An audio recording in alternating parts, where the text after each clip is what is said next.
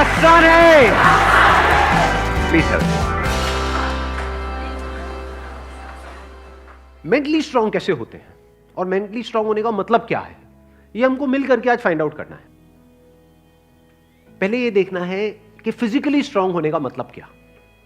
Sir physically strong को कह सकते हैं कि जिसके पास स्ट्रेंथ, स्टैमिना और एंड्योरेंस तीनों हो तो उसे फिजिकली फिट कह। Excellent point, let's give big hand for him.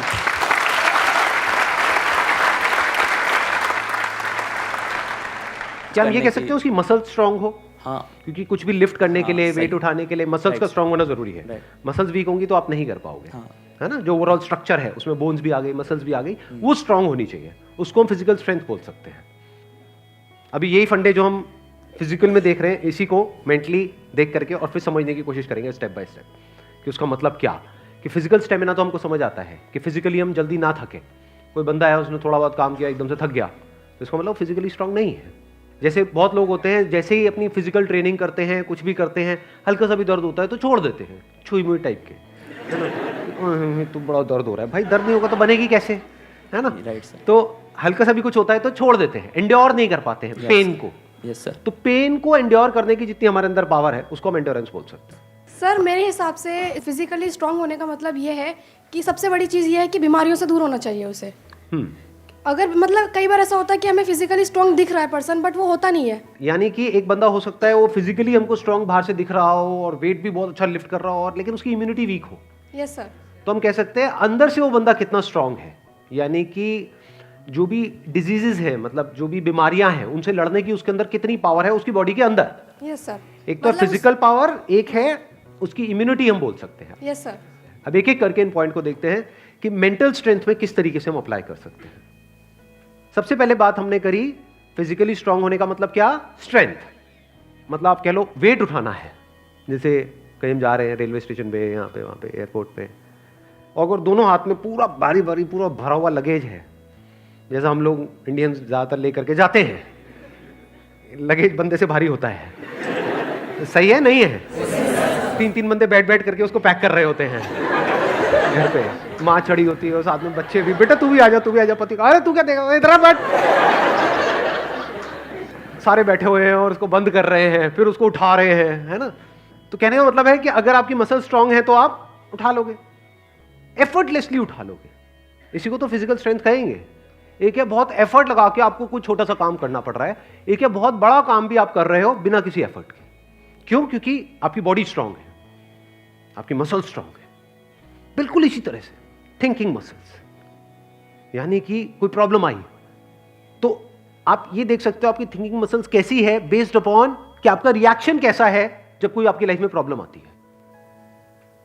3 situations हैं यहां पे, तीनों को एक एक करके देखते हैं। एक है कोई बड़ी प्रॉब्लम आई हमारे सामने और हमने अपने हथियार डाल दिए और हम एकदम से परेशान हो गए, तो हम क्या कहेंगे, हमारी मेंटल मसल्स कैसी है, वीक है।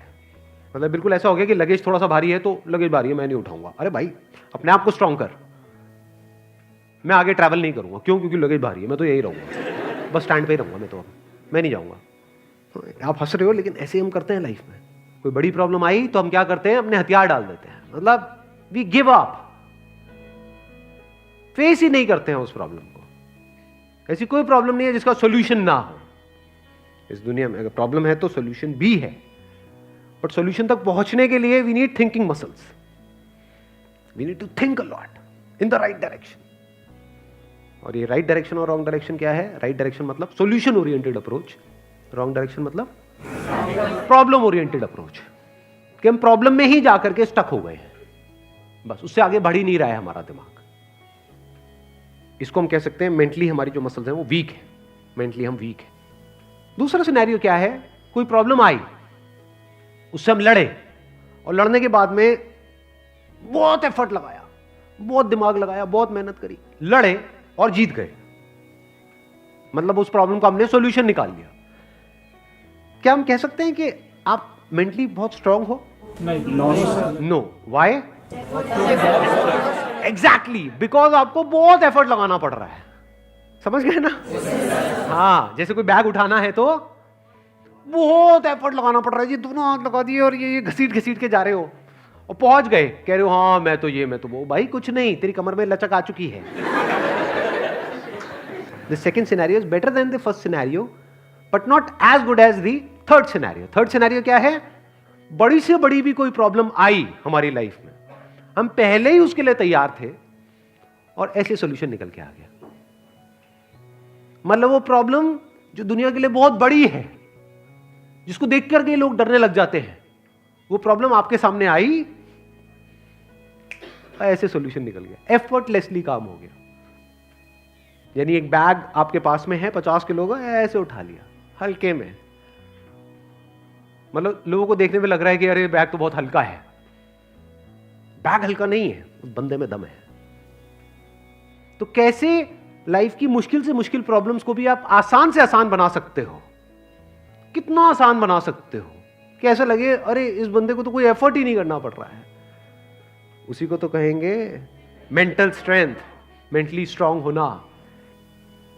इसको अगर मैं समअप करूं, जो भी अभी तक मैंने कहा है उसको एक लाइन के अंदर अंदर, तो वो क्या है? एक कैटेगरी होती है लोगों की जो सिंपल से सिंपल प्रॉब्लम्स को भी कॉम्प्लिकेटेड बना देते हैं अपने माइंड में। 99% लोग ऐसे ही हैं इस दुनिया में। सिंपल सी प्रॉब्लम है, कुछ भी नहीं, उसको भी इतना कॉम्प्लिकेटेड किया हुआ है जैसे पता नहीं क्या हो गया, हवा बना दिया है पूरा का पूरा। और दूसरी कैटेगरी होती है लोगों की, ऐसे बहुत कम लोग होते हैं, वही होते हैं जिन्होंने एक्चुअल में काम किया होता है अपनी मेंटल मसल्स के ऊपर। वो कौन होते हैं? जो कॉम्प्लिकेटेड से कॉम्प्लिकेटेड प्रॉब्लम्स होती हैं उनके सामने, जिसको देख करके ही बंदा कहे अरे यार ये तो बहुत कॉम्प्लिकेटेड है, उसको भी सिंपल बना देते हैं। जैसे फॉर एग्जांपल आपकी कोई रिलेशनशिप है किसी के साथ में और वहां पे बहुत क्लैशेस चल रहे हैं, बहुत मेजर कुछ इश्यूज हो रहे हैं। एक तो ये आपस में हम लड़ते मरते रहे कुत्ते बिल्ली की तरह, जैसे ज्यादातर घरों में होता है। उसका कोई सोल्यूशन निकल पाएगा कभी भी? नहीं। तो हमें क्या करना होगा? समझना होगा इस रिलेशनशिप में प्रॉब्लम है क्या। अज्यूम नहीं करना है पहले से कि प्रॉब्लम उसमें है या प्रॉब्लम मुझ में ही है। ये भी एक विक्टिम मेंटालिटी होती है, मेरे में ही कमी है, वो तो सब सही है बस मेरे में ही कमी है जी। ये भी बड़ी गंदी मेंटालिटी होती है, विक्टिम मेंटालिटी।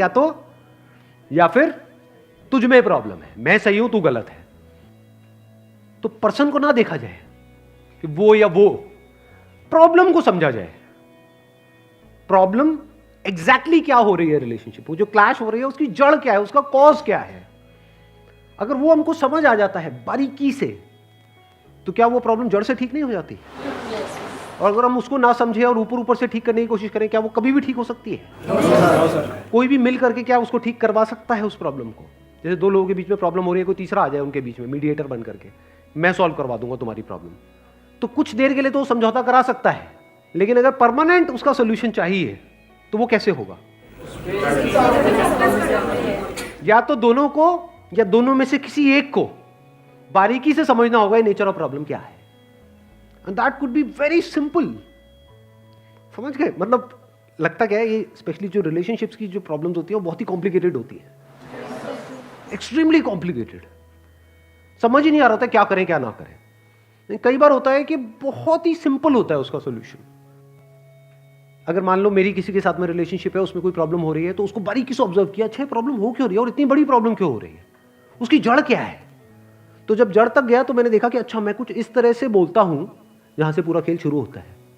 अगर मैं ये ना बोलूं तो, और इसकी जगह ये बोल दूं तो क्या खेल अलग डायरेक्शन में नहीं चला जाएगा? दोनों का अंडरस्टैंडिंग होना बहुत जरूरी है। आप कह रहे हो दोनों की अंडरस्टैंडिंग होना बहुत जरूरी है। हाँ जी सर। ध्यान से समझना, अब ये प्रॉब्लम ओरिएंटेड अप्रोच है, सॉल्यूशन ओरिएंटेड अप्रोच है।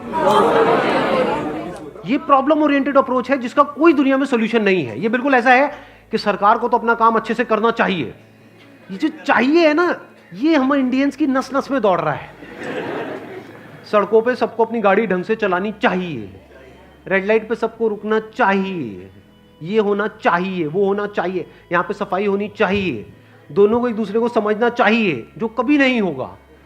तो क्या हो सकता है, इसका सोल्यूशन क्या है? ये हो गई प्रॉब्लम ओरिएंटेड थिंकिंग कि हमारी लड़ाई की जड़ क्या है, मैं तो उसको समझता हूं वो मुझे नहीं समझती। समझ गए ना? आ गई ना प्रॉब्लम। जबकि सोल्यूशन क्या है? मुझे ही समझना है, खत्म।